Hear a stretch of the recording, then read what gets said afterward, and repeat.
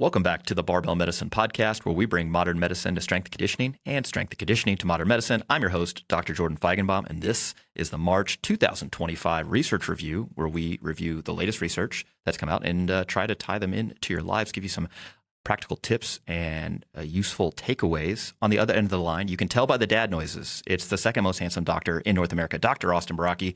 What's going on, dude? I feel like I can't suppress the dad noises enough. I don't know. You always comment on them, even when I'm like holding my breath. So somehow, like, on the one hand, it is a good like auditory acuity like test. You know, I can't tell if it's just because of these studio monitor headphones that I'm wearing, or if it's because of your new microphone. It's just picking this up so clearly. But you can't fight what's happening to you. You're just, despite you not being a father, you do make dad noises, and I respect it. Your dad also makes dad noises, to be clear. When talking to him on the phone, I go, I feel like this is genetic. Yeah, no, things are good. I'm wrapping up another 2 weeks in the hospital. Incidentally, yesterday I gave my traditional back pain lecture to the residency program, and that was very well received and useful information for them to take away. So I always enjoy giving that talk, and kind of one of the fun things about giving a talk like that so many times over the years is that I feel like each time I give it, I have some new clinical anecdote of a new story or a new patient encounter that I saw recently that was relevant, and I get to inject it into the lecture on the fly, and it makes it kind of more interesting and real for folks. So I did just have a new story of my wife and I were really recently on a little mini vacation, and we were at this kind of public pool type area and heard a woman talking about how she had been dealing with this relatively new onset back pain. She appeared to be in her mid to late 40s. And so I said, my ears obviously perked up just kind of overhearing this at the pool. And she's, getting, seeing some clinicians. And of course she was diagnosed with scoliosis. She got pictures, and that the x-rays showed scoliosis, and the PT that she saw was like, well, this is obviously due to your scoliosis. And she had like never really had back pain before, presumably something that she's had for most of her life. And it's a kind of a classic scenario of clinician see abnormality, clinician assume abnormality causing symptom. And so now she was talking about how she has to, change her posture so much when she's working and do a lot of stretching and things like that. And I was just, I wasn't asked for advice or an input, so I did not contribute, but it was a kind of a unfortunate anecdote to at least overhear passively in that environment. So that was a story that I was able to use when talking about back pain again this time around. It also really, really highlights your ability to restrain yourself from giving unsolicited advice. Totally. Who am I to this person? Why would they listen to me over anybody else? Their clinician told them it's from her scoliosis. Now, good luck fixing that when you're about to turn 50. I don't know.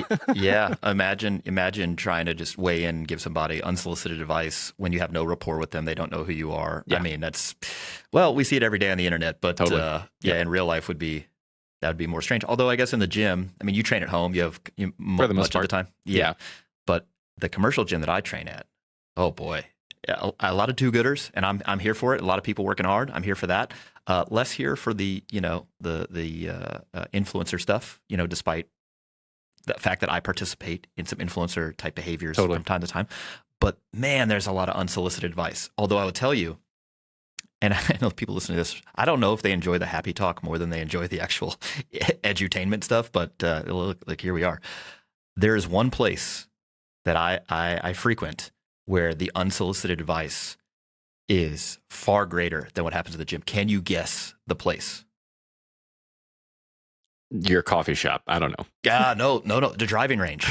And this is in particular, if you are a woman and you turn up to a driving range, it is more likely than not that not one, not two, but maybe the entire male cadre on the driving range will give you unsolicited advice because you've entered their domain. You're basically asking for it. You just, you're at the driving range. Totally. And I see it happen, and I'm just like, dear God, can we just not just go about your life? Anyway, I'm dissatisfied for them, but I wonder what's worse, giving people unsolicited advice or interjecting yourself in somebody getting unsolicited advice. Sure. Yeah. What's worse? In any case, some announcements before we get into this week's podcast. One, we still do have the pain and rehab seminar. It's a nice little segue from your hearing about that one with the back pain, newly diagnosed scoliosis. May 17th through 18th in Buffalo, New York. It's our pain and rehab seminar. It's a live in-person 2-day seminar. It is approved for CEUs. So if you're a physical therapist, an athletic trainer, a strength coach, or just a person who wants to know more about not only handling your own sort of injuries, but also maybe helping others, great seminar for you. So that stuff is all linked in the description below. We have more new templates, second generation templates that are coming out. Strength 2 and Strength 3 are dropping this month. Be patient. You'll get emails about those if you've previously purchased those templates. And then if you haven't, but you're in the market for a new training program, well, be on the lookout for that. You can go to our website, sign up for the newsletter to make sure you get all the latest updates on what's going on with BBM. Also, March is Nutrition Month, and so we're giving people 20% off all of our supplements. Use the code Nutrition20 at checkout. That goes on to the end of the month. We're about halfway there. We have articles on heart rate variability and training with limited time. Those are both on the website right now, so check those out if you prefer to read rather than listen, or you want to do both. Otherwise, I'm just, you know what, man, I'm in the throes of meet prep right now. And, you know, I don't know. I generally I'm a 5, you know. I tend not to get too high or too low on my own training. It is what it is. But usually during meet prep, I have like a sense of how things are going to go. I don't know that that's unusual to me, but just I get this sense. I actually have no idea like how this is going to go. Like my best numbers ever at a meet are 287, which is what, 630 something, 197.5 kilo to 435 bench, and then 733 deadlift. And I was just kind of rapping about what my attempts might look like or whatever with Mike. And I was like, if I can get within 5% of those, I'd be satisfied. Sure. You know, given that I've only really been prepping for this particular meet for like 7 weeks, with Masters Nationals being the main meet. And I think that's reasonable. I don't know. Does that seem like a pie in the sky idea? I mean, you know me and you've seen my training. So getting within 5%, does that seem reasonable, or am I out to lunch on this? No, I mean, I think that, we talk frequently about normal performance fluctuations in day-to-day training can often fall within 5% plus or minus, and then even within 10% doesn't usually freak us out, although those are maybe a little bit bigger of fluctuations. And so if your training is going relatively well, and then you rest up a little bit, and then you have the meet day environment and things like that, then the hope would be that you'd be on the plus 5% end of your usual day-to-day training, which would put you probably within the lower 5% bound of your all-time PRs at the level that you're used to performing at. So I find it plausible. I guess we'll see. Yeah. TBD. The only other thing I have to report has to do with how I like the mode I get in when I'm training. I feel like I'm locked in, or at least trying to be locked in. So sometimes I have to feign that environment of like, okay, I'm focused on the task at hand. Training actually matters now. So let's go. I feel like a jerk. Like I see, for whatever reason, I notice stuff going on in the gym, but I choose during this time to not interact or like respond. Almost like there's something wrong with me neurologically. Like, does this person does he not see that I'm standing right there? No, I see you. I don't know. I just want to focus on what I'm doing. How does that strike you? Does that like jerk behavior? I don't know. Like, is there a better way to go about this outside of training in like a storage unit where nobody else is there? If you're training in a very goal-directed fashion with a clear, purpose and outcome that you're working towards, I think that degree of focus is arguably not even something that you're choosing. It's something that is like happening as a byproduct of your intent, right? And so I recall, like in my swimming days when I was hyped up and ready for a race, like you could do literally anything around me if I was standing behind the blocks, and there would be like literally no reaction, no interaction, no words exchanged, no eye contact. It would just be like on the lane in front of me. It was less, of a factor in the training context, because the training for that sport is just fundamentally different than, high intensity stuff with powerlifting. But similar to when you're actually at a meet and you're taking your last warm up, or you're getting ready for your first or your second attempt or something like that. And yeah, there's ideally nothing that can break your focus in that type of situation. I'm sure that you have been, if you haven't already watched it, the second season of Full Swing that came out, the Netflix golf show, and just seeing the kind of mental, the mindset that those guys have to get into. Recall, one of the guys that's being discussed early on in the show, how he grew up, he was at like one of Tiger's tournaments when he was a kid, and he like tried to high five him when he was walking past, and Tiger just like blew right past him. 'Cause it's like, yeah, that's how this works in like high level competition. There's not really, a way for your focus to break when you're at that level of performance or intent. Yeah. You're locked in. Yeah. Trying to achieve the flow state, if you will, and then just like riding that. All right. Well, I feel like a better person now. Thank you for I don't know. I am social. I like talking to people. If what I'm doing in the gym actually matters and that like I'm very close to a meet, like that does take precedence. And so Sure. if you're listening to this and you're like, dude, you kind of seem like a jerk in the gym, I'm like, it's just temporary, I swear. Now, if this was way a long time ago, then maybe I just was being a jerk. And so in which case I apologize. Yeah. All right. Well, let's get into this week's podcast again. This is the March 2025 research review. Got some new papers hot off the presses. The first one is from Harvard. All right. This one is titled Butter and Plant-Based Oils Intake and Mortality. It's by Zhang and again, a research group out of Harvard. It was published in the JAMA Internal Medicine Journal, March 2025. This actually times up nicely with the latest RFK Jr. clip. He's sitting in a Steak and Shake eating French fries, talking about the benefits of beef tallow, frying potatoes in beef tallow versus whatever they were using before, presumably seed oils. Mm-hmm. I mean, 830 calories is what the Steak and Shake website like lists as their calorie intake for French fries. For a side dish. For a side dish. Now look, my grandma, RIP, loved Steak and Shake. We would take her there all the time. Yeah. That was her sort of thing. She loved it. And at that point, I'm not really worried about the calorie intake. In fact, I almost like want the calorie intake. Sure. In that sort of setting. But like to suggest that this is not only a healthy option, just period, like regardless, but a healthier option. I'm like, by what metric? How does that strike you? I mean, I don't know, man. I sent you this clip that I assume we'll play for the audience, and just the world that we are currently in, such that the actual Secretary of Health in the country is hawking beef fried French fries as like, this is the main important thing that we should be talking about right now. Just kind of baffling to me, honestly. I was pretty speechless that's kind of where we're at. I don't know. Bizarro world. Yeah. Bizarro sure. world. Yeah. We'll play that clip and then we'll be right back. Today, the best French fries in the world are in Europe. I order them every time I go to Belgium or France or any place else. And the French fries here just don't taste right. And you taste these, it's a completely different experience. And the customers are raving about it. Other companies, Steak and Shake has been great. We're very grateful for them for RFKing the French fries. They turned me into a verb. But also Popeyes. By the way, a plastic straw. Thank you.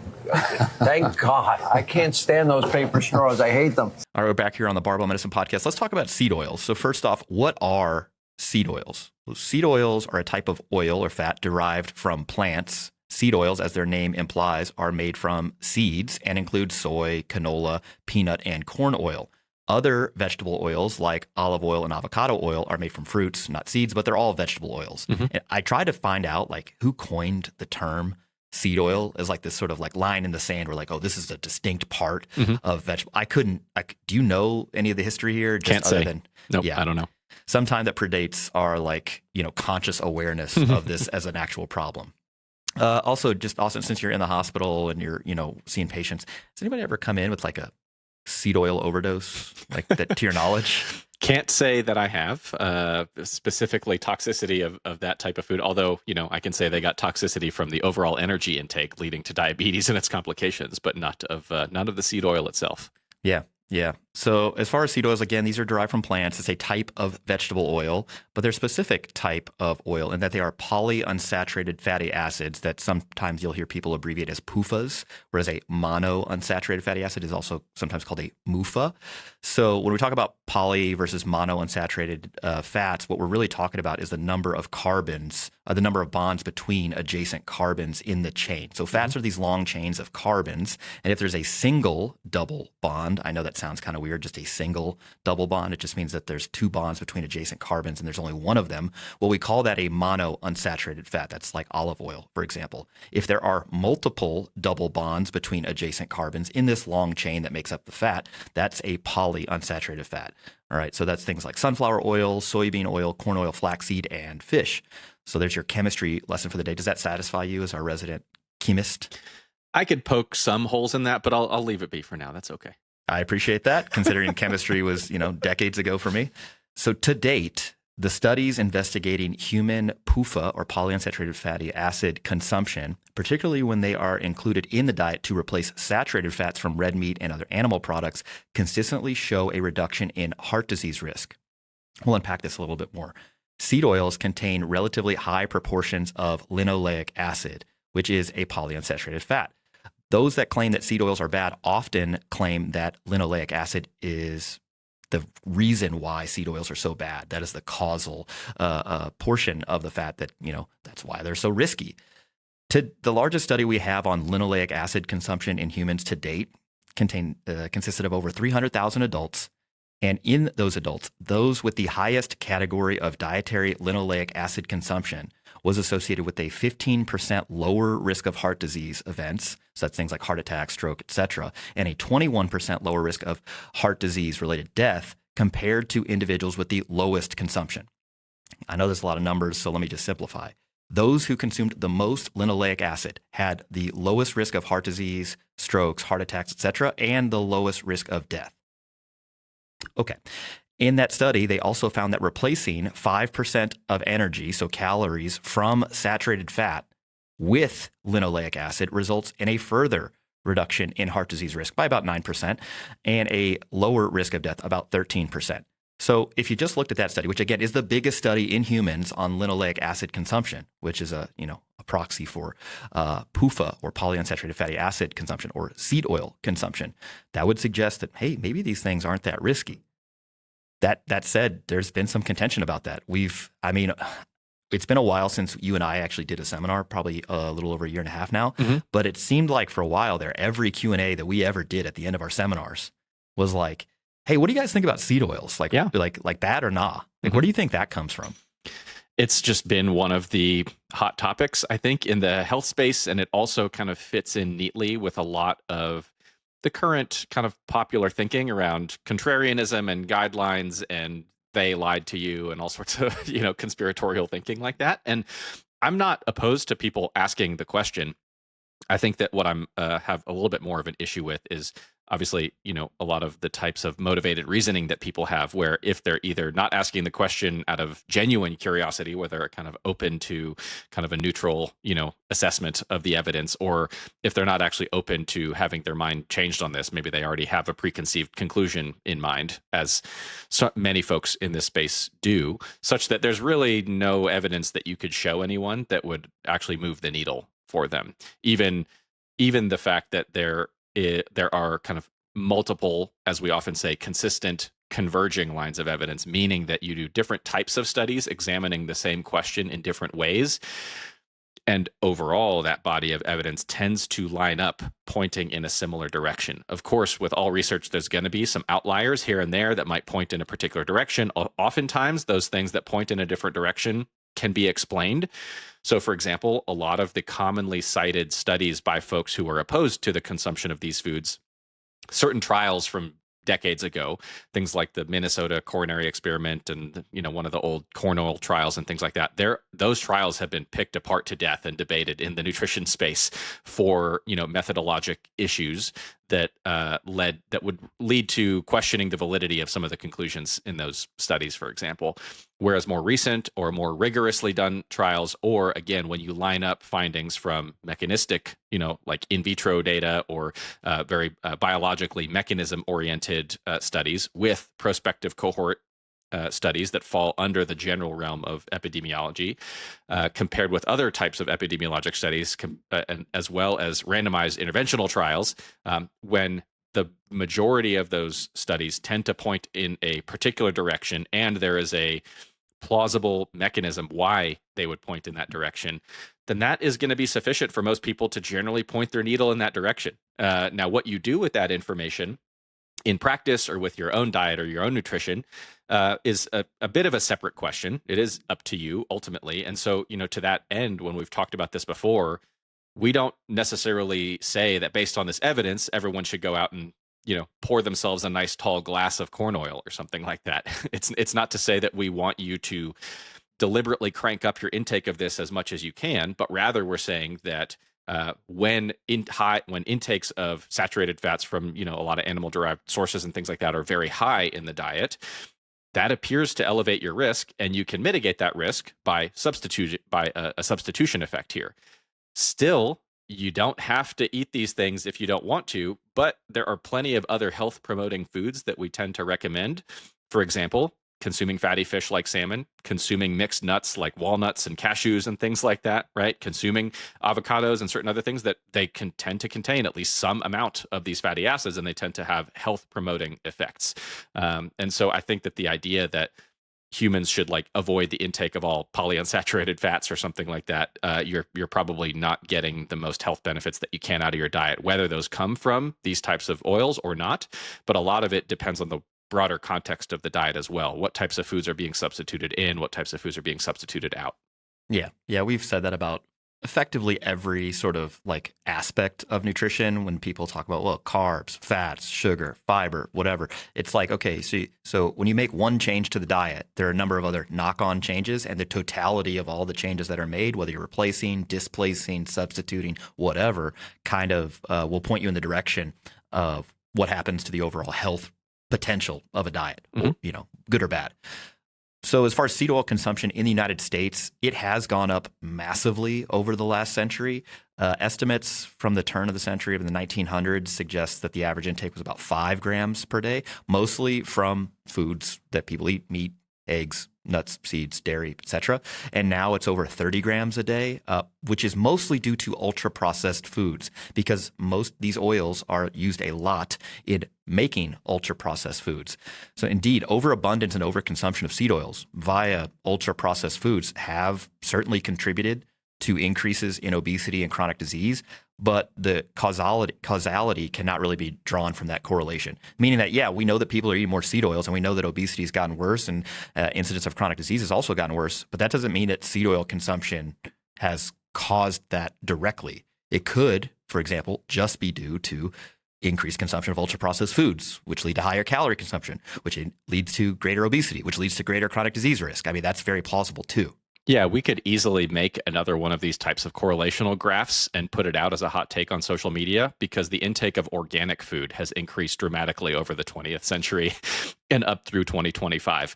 If you look up statistics on, availability, access, purchase, and consumption of organic foods, up dramatically. So has obesity. So by the same logic, then we can blame all organic foods for the rise of obesity. But when I say it that way, hopefully in your mind, dear listener, you're probably like, well, that doesn't make sense. A lot of people are familiar with the phrase correlation doesn't equal causation, even though they might apply it rather selectively in these situations.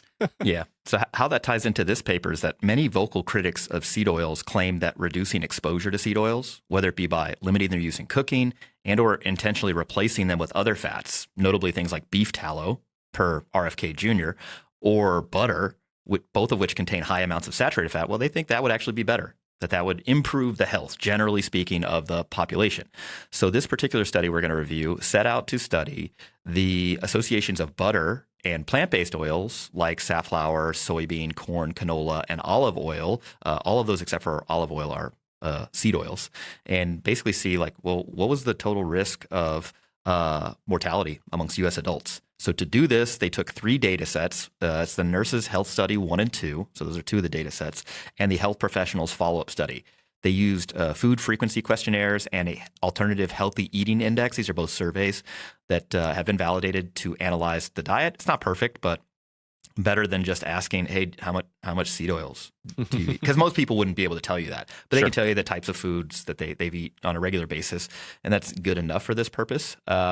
Deaths were identified via searching of state records, and impressively, they reported a 98% completeness during the follow-up, which that's a lot of scanning. Like, I don't know what intern or what would not want that job. Yeah, exactly. So as far as the results from this study, so the sample that was analyzed, just over 200,000 adults. The follow-up was up to 33 years, so pretty good.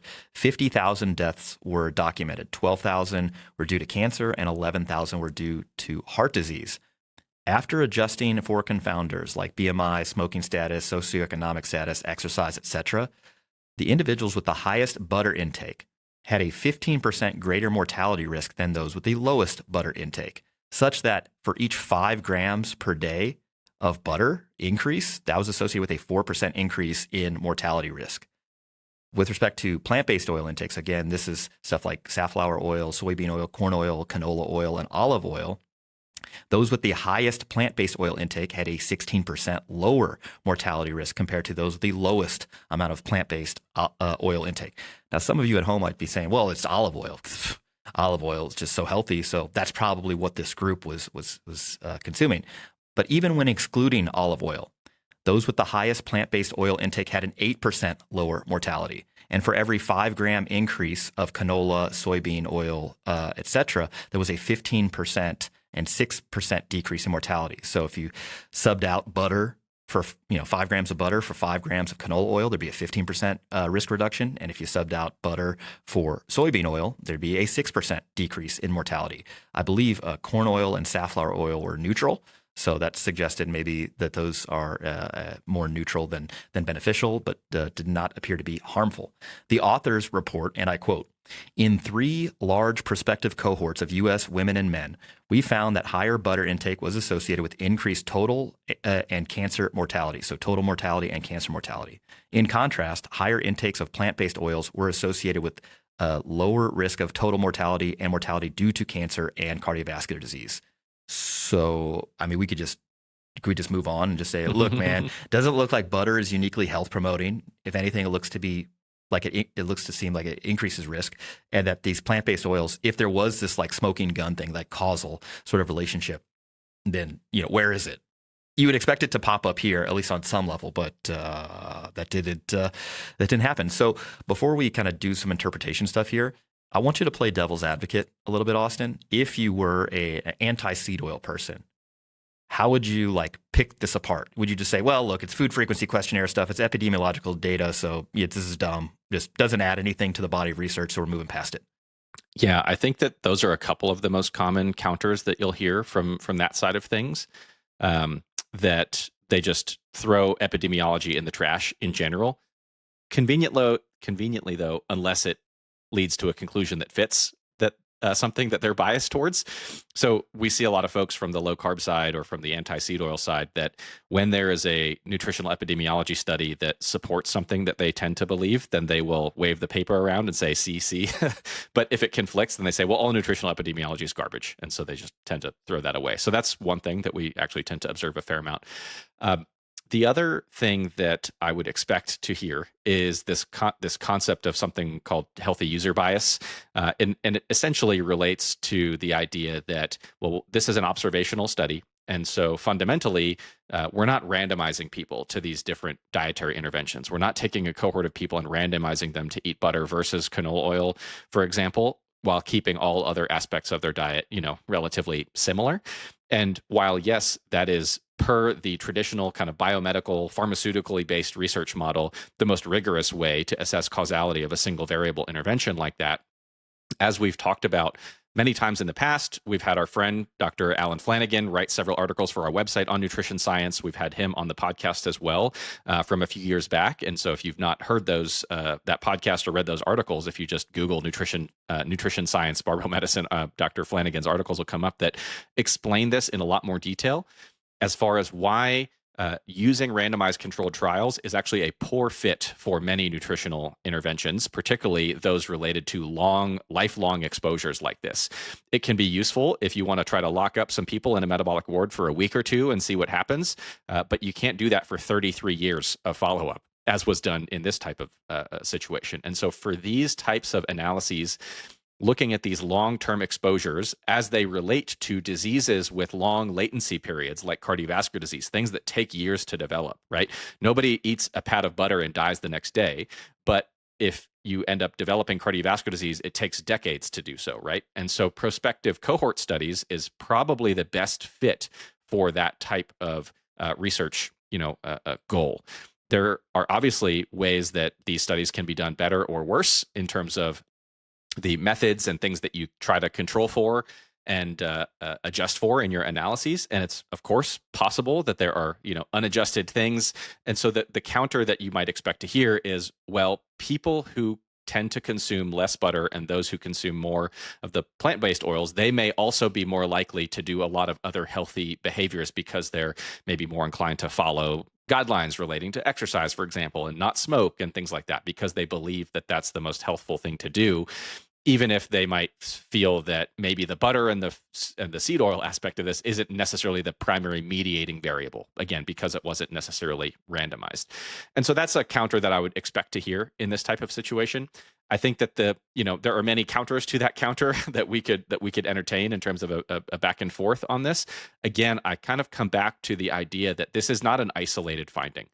This is something that we observe in mechanistic data. For example, when you look at what happens when we crank up the intake of saturated fats versus polyunsaturated fats. Well, cranking up intake of saturated fats tends to suppress the function of the LDL receptor, tends to lead to higher levels of blood lipids in circulation, and over many years of exposure, chronically high levels of blood lipids clearly relates to increasing risk of atherosclerotic cardiovascular disease and premature death from it. And so we have that mechanism.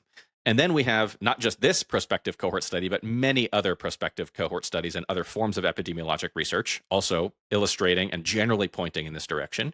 And then you have randomized dietary interventions that have shown benefits on those cardiovascular risk markers, right?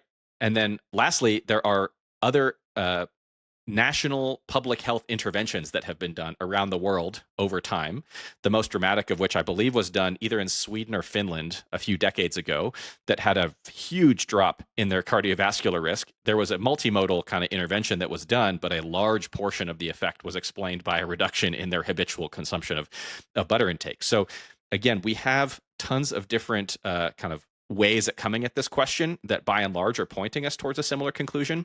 So I wouldn't hang my hat entirely on any one study, and I would recognize that each of them has limitations and flaws and things like that. But I think the consistency of that kind of, we'll call it directionality, is useful for us. Now, the last thing I would say is, does this mean that if you consume 5 grams of butter and you otherwise have a flawless diet, you're lean, you're active, you're healthy, you sleep well at night, you do all these other things, that you're necessarily going to die sooner or earlier? I would not feel confident in making that case. But a lot more of this has to do with the overall dose, the overall lifelong exposure, and then to some extent, the dietary context that's going on. So somebody who has a habitual high intake of this food source, I think that you probably stand to benefit from some smart substitutions here. I think that that's probably, for the most part, an uncontroversial take among reasonable people in this space. Yeah.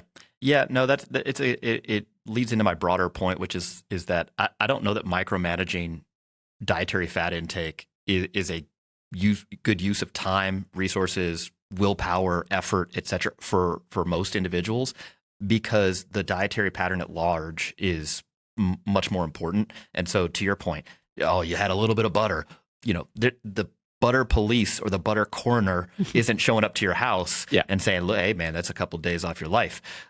Similarly, removing all seed oils from your diet is unlikely to make a big difference in your outcomes unless it changes how many calories you're eating, how much fiber you're eating, how much protein you're getting, again, other sort of knock-on effects. And so what I would pose to these individuals that are like rallying against seed oils is like, you really think that I should decrease the amount of nuts that I eat, or avocado, or stuff like salmon, that, something like that? Yeah, from like minimally processed or unprocessed foods. That's the smoking gun, really? Like you got to say that out loud in public and hang your hat on that. So I think overall, the idea that seed oils directly and uniquely are the cause of the obesity epidemic and the increased burden of chronic disease, I think that is more likely to be false than anything else.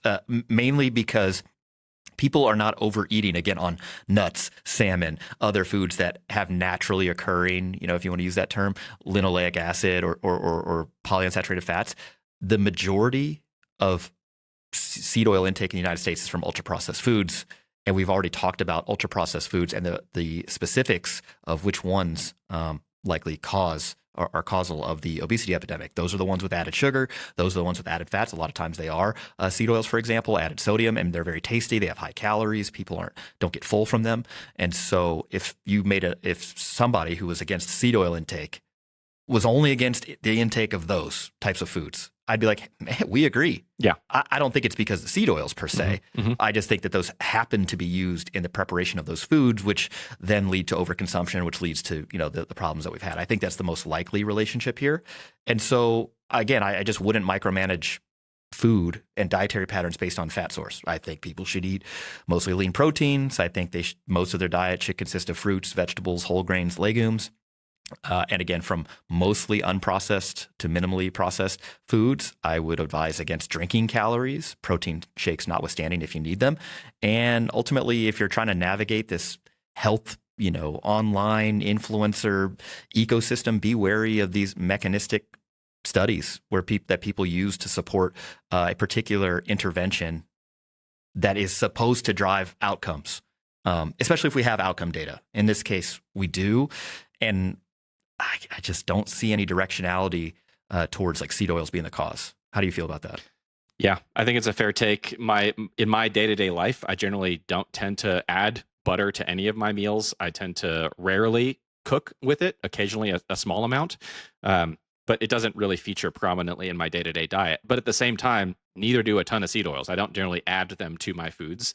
I generally tend to cook with either olive or canola oil most of the time, generally in modest amounts, not overwhelming amounts. And so none of these foods feature super, super prominently in my habitual dietary pattern. And that's just how I go about my life and habitual intake. But I think that if somebody was of the opinion that, sometimes you'll see these insane claims like butter is just like an insanely nutrient rich food and super, dense in beef tallow, in carotene and vitamins. Yeah. And I'm like, this is not an intelligent take that would not recommend deriving the majority of your nutrients from these foods. Yeah. It's like eating peanut butter to get protein. It's exactly. While it does have protein in it, it's just not a great source. And whenever I do see people make that claim, I'm like, yeah, dude, we know. we all got it. But to say that like, oh, butter's got all these vitamins or beef tallow has all these nutrients, I'm like, I mean, I guess technically true compared to these other oils, but like not a lot. Yeah. And certainly not enough to be like, yeah, I'm going to pour myself a glass of this stuff. Exactly. Yeah. All right. I think we sufficiently beat that to death. If you're wondering about our take on seed oils, it's kind of a nothing burger outside of it indirectly being modified by the entire dietary pattern. Mm-hmm. So get a healthy dietary pattern, let the fats fall where they may be, and probably just wouldn't micromanage. All right. Well, we're back here on the March 2025 research review with Dr. Austin Baraki. We're going to talk about our second paper. This has to do with the interference effect. Yep, we're revisiting the effects of adding conditioning to a resistance training program and its effects on muscle mass, muscle strength, and now muscle power, so high velocity strength. So this paper was titled Neuromuscular Adaptations to Same versus Separate Muscle Group Concurrent Aerobic and Strength Training in Recreationally Active Males and Females. Dear God. Look, I'm going to be honest with you. So this is open access. Both of these papers are open access. So if you are trying to get the habit of reading, academic papers, you can read both of these. If you happen to skip the second one, I wouldn't hold that against you. It was no shade to the authors, no shade to the journal, the Scandinavian Journal of Medicine and Science and Sports. That's one that I frequent and try to, because they generally are open access and the papers are usually good. This particular paper does not live up to that standard. And again, no shade at the authors. I understand what they were trying to do. I thought it was pretty interesting, which is why we're including it. But whew, this was a bear. So this is by Furbacher et al. It was published in the February 2025 edition of Scandinavian Journal of Medicine and Science in Sports. So let's give you guys a little background about what the interference effect is, where it came from, etc. So over 40 years ago now, Dr. Robert Hickson demonstrated impaired strength development in previously untrained males who incorporated both strength and endurance workouts into a 10-week training program. Dr. Hickson termed the impaired strength gains with concurrent strength and endurance training the interference effect, and boom, we were off to the races. That was about 1980. At the time, it was unclear if this, quote, interference was really due to like diminished adaptations via different mechanisms. So like endurance training predominantly increases protein synthesis in the mitochondria, so it's metabolic related adaptations, whereas resistance training stimulates protein synthesis at the level of the muscle, so like myogenic type adaptations. So it wasn't clear if it's due to that, this like mechanistic difference in training adaptations, or if it was due to an increase in total training load that the people couldn't really deal with. That's been a question for the ages ever since interference effect was sort of coined as a term. We previously covered this on our conditioning series. I believe it was the second episode of that.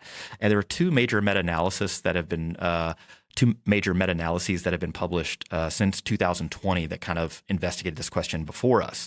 So the first one, this basically compared 27 different studies that looked at leg press or squat 1 rep max in resistance training only sort of groups versus those who were doing both resistance training and aerobic conditioning. And these were done in untrained, moderately trained, and highly trained individuals. Now, in this meta-analysis, the 1 rep max for leg press and squat was negatively affected by concurrent training in trained individuals by a small amount, literally less than 3 or 4 kilos, but only when aerobic and strength training sessions were performed at the same time, meaning that they did them in the same session, sometimes doing the aerobic training before the resistance training was done. And it was overall a very small effect. So if you just had that single meta-analysis, you'd be like, man, I don't know that this is really an important finding. Even if it were true, like if Austin, if I could say, look, man, I'm going to improve your VO2 max by, 10%, but your squat 1 rep max is like 3 or 4 kilos less. That's a nothing sandwich, right? Yeah. 3 or 4 kilos is within more than within the random day-to-day variation that, yeah, I would take that VO2 max improvement. Yeah, for sure. The second meta-analysis was done by the same research group, and it was 43 studies with over 1,000 subjects. There were only differences in strength outcomes or strength type outcomes in 6 of the 43 studies included. The authors concluded from this meta-analysis, and I quote, concurrent aerobic and strength training does not compromise muscle hypertrophy and maximal strength development. However, explosive strength gains may be attenuated or reduced, especially when aerobic and strength training are performed in the same session. These results appeared to be independent of the type of aerobic training, frequency of concurrent training, training status, and age. So at this point, you're like, well, look, if this interference effect is real, perhaps it only applies to highly trained individuals by a small amount for maximal strength, probably no real effect on hypertrophy, and maybe for like explosive strength, this high velocity force production. So that's kind of our existing opinion. We're like, look, it probably doesn't do much for maximal strength or maximal hypertrophy, but there could be some effect on high velocity strength unless total work exceeds the current recovery status of the individual. Like if you're just doing too much training, then I don't know that that's, quote, interference effect, like the adaptations are interfering with each other, but really more of a training load management. And it's unclear still to this day, like what's going on. So thus, the primary aim of this study was to assess whether separating aerobic and strength training by muscle group mitigates the interference effect on explosive strength through concurrent training compared to doing concurrent training but with opposite muscle groups. So the study design here is a little interesting. I want you guys to listen closely because it's pretty unique. So they took 56 dudes and 40 women in their late 20s. They were all recreationally trained, so they had a good VO2 max. They were squatting at least body weight for 1 rep max and benching at least 3/4 body weight for men for 1 rep max bench and half body weight for women for 1 rep max bench. So, not competitive powerlifters per se, but these people had seen a barbell at least once or twice. They did a 12-week training program with one of the three following programs. So the first program, they did lower body high intensity interval training with lower body strength training. They did that in the same session. The second group did lower body high intensity interval training and upper body strength training only in the same session. And the third group just did resistance training only. So strength training for lower and upper body together. So they did full body training sessions. The high intensity interval training, and this is something we talked about this before we went on air. The methodology of the study, it said that they only did 4 minutes of high intensity interval training. They did like 4 minutes of hard effort followed by 3 minutes of active recovery. But it didn't say that they did multiple rounds. We couldn't find in any of the methods or any of the supplemental data that they did like more than 1 round. But it seems weird that they would mention the recovery period if they only did 1 round. What do you think? Yeah, I don't believe that they only did 1 round. It certainly doesn't say that or suggest it, but to your point, it doesn't actually say how many rounds they did, or doesn't illustrate like, here's what an example of the high intensity interval session looked like, or, what the total duration of high intensity interval training was, so that you could just do the math, say 4 on, 3 off, that's 7 minutes. And then if they did it for 28 minutes, then you can kind of do the division and figure out, but they don't give any of that information. So it's a bit puzzling exactly what the high intensity interval work was. A little bit puzzling if people who designed it were competent enough to put together a solid strength training program and such to not, I guess, recognize that maybe it's worth detailing what the how many interval training rounds was like. Yeah. The resistance training was done twice per week. So the groups that did the high intensity interval training did that plus the resistance training. So for lower body, they did squat, leg press, leg curl, knee extension. And for upper body, they did bench press, incline bench press, seated row, and triceps extension. I think based on how they tested 1-rep maxes, that all of the quote barbell exercises were done on Smith machines, but we'll forgive them for that. It's exercise science. That's pretty common. So what you would expect to see here, if there was a big interference effect, is that you would expect that compared to the group doing resistance training only, that the people doing lower body high intensity interval training and lower body strength training would have a smaller improvement in their squat, in their movement velocity, and their lower body hypertrophy. Similarly, you would also expect that the group doing the upper body strength training and the high intensity interval training, well, you would expect them to have lower amounts of strength gained in their 1-rep max bench press, lower amount of explosive strength in their bench press, and less hypertrophy in their upper body. If the concurrent or the interference effect was sort of like systemic, meaning that it didn't matter which muscles were worked, whatever, it's just a systemic sort of interference effect. Mm-hmm. If you thought there'd be an interference effect only if the same muscles were being used, then you would expect an interference effect to show up in the lower body group only and not in the upper body group. And if you predicted that there would be no interference effect, you would assume, well, look, they're going to gain the same amount of strength, same amount of muscle mass, same amount of power improvement. Mm-hmm. So let's see what results they came up with. So as far as the power or high velocity force production, they all got better at the 70% and 90% of 1-rep max loads. They also interestingly tested them at 30% 1-rep max and 50% 1-rep max. Those did not improve, which I thought was interesting. I'm like, is it too light, for them to get better, or just not sensitive enough to pick up an improvement in movement velocity? But as far as was there a difference between groups? No, there wasn't a difference between groups. Basically, everybody improved. There wasn't a significant difference between those who did high intensity interval training or not. So like if there was a concern that power production or power adaptation would be attenuated, well, they didn't find that.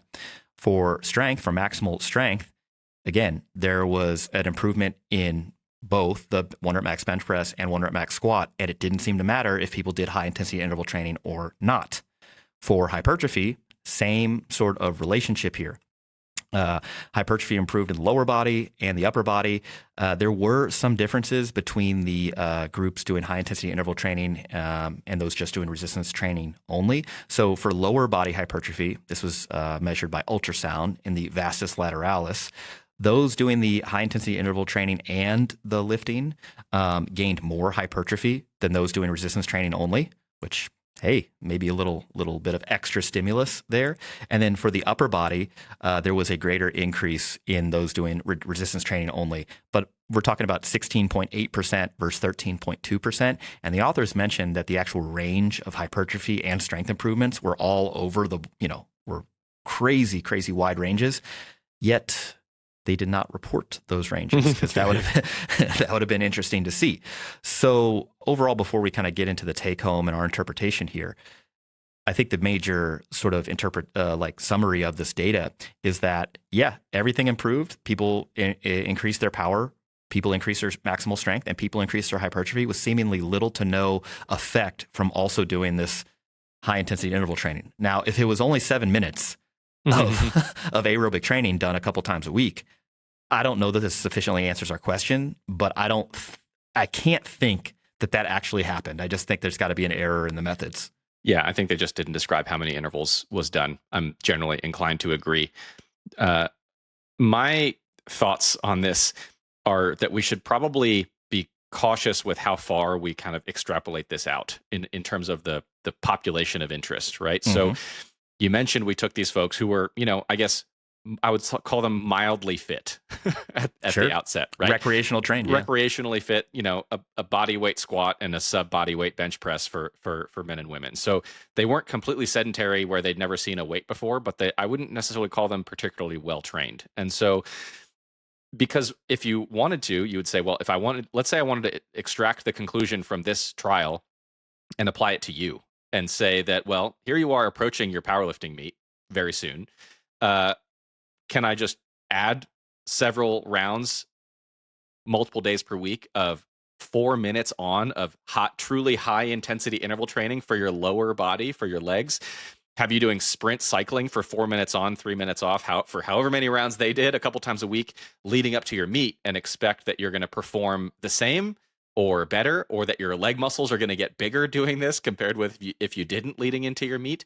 And I don't think that is likely to be the case. I think that both of us would recognize that at a certain level of performance, right? Or like, again, if you're going, it's meet week, you're 2 weeks out from your meet, whatever, and then cranking on high intensity lower body interval training, I suspect that our squat performance might be at least a little bit affected in that situation. But what we're talking about there is absolute top end performance in a highly, highly trained individual. I appreciate you saying that. That's nice. where that top end performance is, I don't know what the right word would be. It's like more delicate. It's more fragile. It's more susceptible to all sorts of different, variables and things like that, right?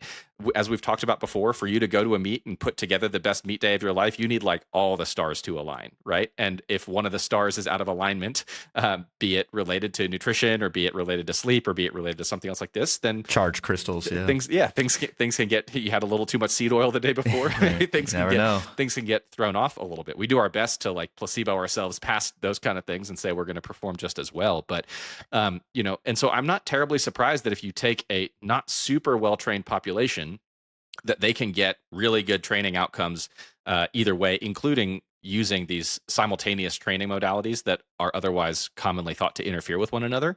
The interesting kind of conclusion that you could potentially take from this is, we see a fair amount in the strength training world, recommendations for beginners to just focus on getting strong first. You don't need to worry about doing conditioning for a while. You can add in the conditioning later on, right? And not only does that lead to people often like not ever adding in the conditioning, but it almost feels a little bit backwards. And it's not to say that you shouldn't do conditioning later on, but you should be more selective with it, as we're talking about in your case. Like, you're going to tend to do a little bit less during, 1 week out, 2 weeks out from your meet, right? Whereas if you're introducing somebody to strength training, whereas a lot of that common advice is just wait on the conditioning, do it later on. It's like, well, there doesn't seem to be a huge downside, especially, it's like, well, if the outcome of interest is how absolutely strong are you going to get in the first 3 weeks of your training? Well, nobody cares about that. Over the course of your training career, probably getting training, doing all the conditioning, doing the strength work up front is probably going to set you up more favorably for not only your strength, your hypertrophy, your conditioning, and your general health outcomes as well.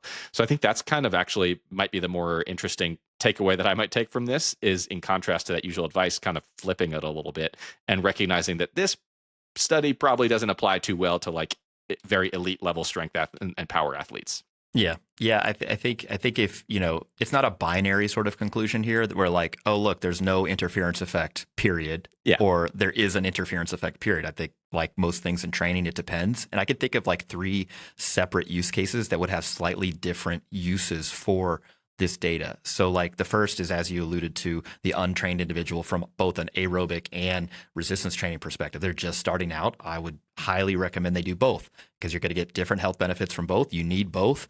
And further, I actually think that the aerobic training related adaptations are complementary to further strength training, because you're going to need to be able to lift with more volume. You're going to need to be able to recover between sets, all sorts of stuff, in addition to just general health benefits of aerobic fitness. And similarly, your resistance training related adaptations, improve strength and muscular function, are going to improve your aerobic performance. So it's like a win-win. So 10 out of 10 would recommend doing both. And any concerns of the interference effect are greatly outweighed by the potential benefits from doing both. So I'm just, even if I'm taking a few percent off whatever resistance training adaptation, whether it's maximal strength, maximal hypertrophy, maximal power production, I think it's worth it in that particular phase of training, even though I would, based on this data and the 2 previous meta-analyses, I probably wouldn't predict there to be a big difference anyway. Second use case is somebody's in the middle, right? And they're like, look, I've been training for a while. I'm really focused on getting strong, gaining as much muscle mass as possible. Those are my primary aims because I like it, but I haven't been doing conditioning. You're saying I should add conditioning, and should I just add a whole bunch of it? And it's like, well, at this point, you're requiring enough resistance training load, we'll call it, and that's not just weight, but that's volume, that's frequency, that's intensity, et cetera, to not only maintain your current level of strength, but also improve it. And so you have to be pretty careful with how much conditioning that you add, because all you're doing is increasing the total training load. And so, starting at 90 minutes a week maybe it's 3 30-minute sessions, is a reasonable place to start, and then gradually increasing from there up to, and ideally to exceed the current physical activity guidelines of about 150 minutes per week. That would be a reasonable strategy there in order to not only continue your march towards getting stronger, but also now to include some aerobic related adaptations to improve your cardiorespiratory fitness. So that's the second use case. The third use case is me, right?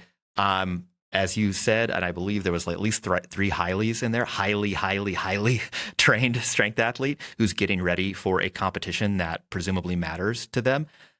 I don't think that adding conditioning is likely to benefit the meet performance from a strength perspective. In fact, I would predict that there would be likely harm, mainly because at this particular point in my training, this last little run up to the meet, my training intensity and total training load is effectively the highest it will ever be, during training. And so, in fact, what I'm doing and what I would recommend is actually a decrease in conditioning volume, not because I'm worried about interfering adaptations, though, but just to mitigate total training load. So 5 weeks ago, I was probably doing close to 3.5 hours on average per week of conditioning, split up a bunch of different ways. And now I'm doing like 80 minutes per week. Mm-hmm. And I feel like such a slug because I'm like, all right, 15 minutes on the bike, 15 minutes on the rower, whatever. And I'm like, I kind of want to keep going because I know it's, quote, good for me from like a health perspective, body composition management. I just, it's part of my routine. But I also know that like, I don't need to have my highest VO2 max ever on the platform. I just need to like squat the house and deadlift a car. Yeah. And hopefully, win the admiration of dudes at this at this meet. So next week I'll be 2 weeks out. My conditioning volume is going to drop again. And then the week of the meet, I might do a single 15 or 20 minute session just to like get some blood flowing, or I might not do it at all.